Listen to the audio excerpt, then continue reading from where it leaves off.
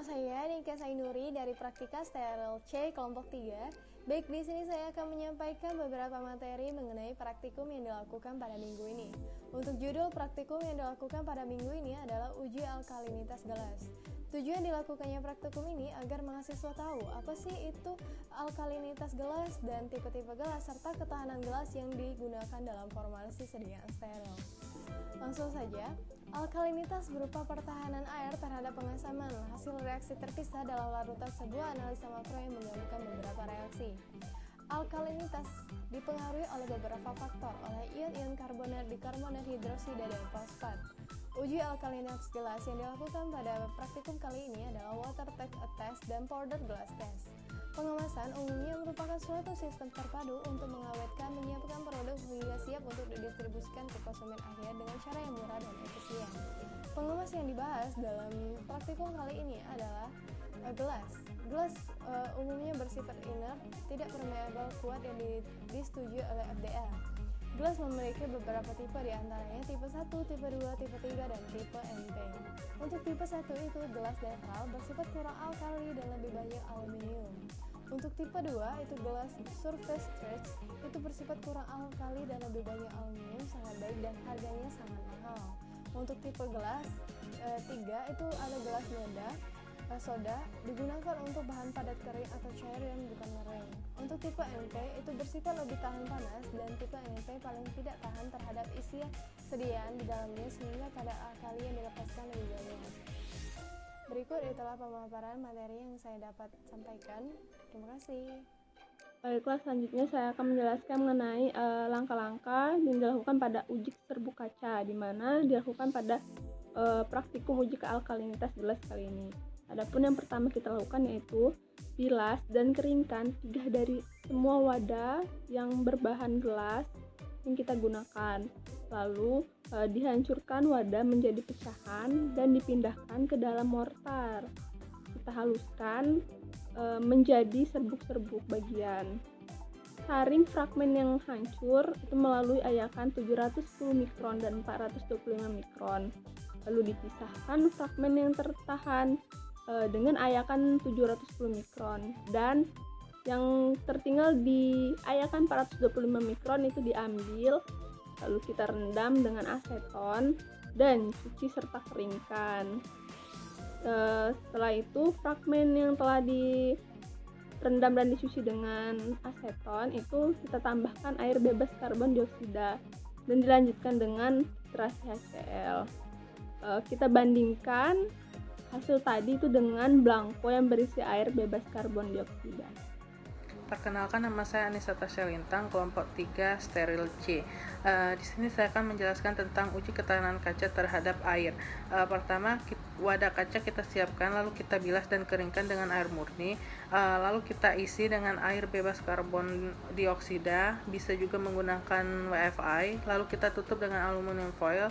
Kita masukkan ke dalam autoclave untuk disterilisasi dengan suhu 121 derajat dengan selama 60 menit. Lalu kita pipet isi sebanyak 100 ml kita masukkan dalam Erlenmeyer. Lalu kita tetesi metil merah sebagai indikator, lalu kita melakukan titrasi dengan 0,02 N-sulfat, asam sulfat.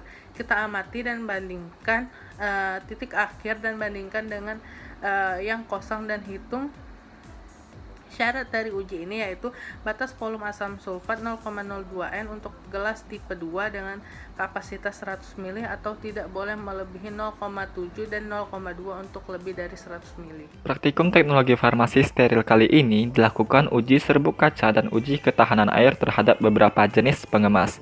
Jenis pengemas yang akan diuji berupa pengemas gelas. Gelas-gelas yang akan diuji yakni botol obat, botol kecap, botol marjan, botol hemaviton, dan juga ampul bening. Pengujian ini dilakukan untuk menentukan tipe-tipe gelas dari masing-masing sampel. Uji ketahanan air dirancang untuk menetapkan daya tahan wadah kaca baru yang belum pernah digunakan terhadap air, sedangkan pengujian serbuk kaca dilakukan untuk mengetahui ketahanan pengemas kaca terhadap kekuatan mekanik. Tingkat ketahanan ditentukan dari jumlah alkali yang terlepas dari kaca karena pengaruh media pada kondisi yang telah ditentukan. Jumlah alkali sangat kecil jika kaca lebih tahan, sehingga perlu diberikan perhatian terhadap semua rincian uji dan perlu digunakan alat dengan mutu dan ketelitian yang tinggi. Pengujian harus dilakukan di ruangan yang relatif bebas dari asap dan debu berlebih. Gelas kaca yang diuji dikategorikan sebagai gelas yang tahan dan kuat secara mekanik apabila pada pengujian serbuk kaca jumlah alkali yang dilepaskan sedikit. Kondisi awal proses titrasi, larutan serbuk kaca akan berwarna kuning karena mendekati nilai pH netral atau basah. Penambahan larutan asam sulfat 0,02 normal pada proses titrasi akan merubah warna larutan menjadi merah. Banyaknya jumlah asam sulfat yang dibutuhkan untuk menghasilkan suatu larutan berwarna merah menjadi penentu keberadaan logam alkali di dalam larutan serbuk kaca. Semakin banyak alkali pada larutan serbuk kaca, maka semakin banyak volume asam sulfat yang dibutuhkan untuk menjadikan pH larutan serbuk kaca menjadi asam yang ditandai dengan warna merah. Pengujian ketahanan gelas dengan uji serbuk kaca dilakukan dengan 3 kali replikasi proses titrasi. Pengujian pada botol obat diperoleh volume rata-rata asam sulfat 0,02 normal yang diperoleh untuk larutan uji sebesar 4,83 mili. Hasil pengujian terhadap botol obat disimpulkan bahwa botol obat dikategorikan ke dalam tipe gelas 3 atau soda lime glass. Gelas tipe 3 atau soda lime glass memiliki persyaratan uji, yakni apabila volume asam sulfat 0,02 normal yang digunakan kurang dari sama dengan 8,5 mili. Pengujian pada botol marjan dan ampuluk bening diperoleh volume rata-rata asam sulfat 0,02 normal yang diperlukan untuk memerahkan larutan uji sebesar 0,97 mili. Hasil pengujian terhadap botol obat dan ampul bening disimpulkan bahwa botol obat dan ampul bening dikategorikan dalam tipe gelas 1 atau borosilikat glass. Gelas tipe 1 atau borosilikat gas memiliki persyaratan uji, yakni apabila volume asam sulfat 0,02 normal yang digunakan untuk titrasi kurang dari sama dengan 1 mili. Pengujian pada botol kecap diperoleh volume rata-rata asam sulfat 0,02 normal yang diperlukan untuk memerahkan larutan uji sebesar 4,4 mili. Hasil pengujian terhadap botol obat disimpulkan bahwa botol obat dikategorikan dalam tipe gelas ketiga atau soda lime glass. Gelas tipe soda lime glass memiliki persyaratan uji, yakni apabila volume asam sulfat 0,02 normal yang digunakan kurang sama dengan 8,5 mili. Pengujian water attack pada botol hemaviton diperoleh volume rata-rata asam sulfat yang diperlukan untuk memerahkan larutan uji sebanyak 0,58 mili. Persyaratan uji water attack untuk sampel kurang dari sama dengan 100 mili, yakni volume maksimal asam sulfat yang digunakan kurang dari 0,7 mili. Sedangkan untuk sampel uji lebih dari 100 mili memiliki volume maksimal asam sulfat 0,02 normal yang dibutuhkan sebesar 0,2 mili. Oleh karena itu, botol hemaviton dikategorikan sebagai gelas tipe 2 yang memenuhi persyaratan uji. Terima kasih.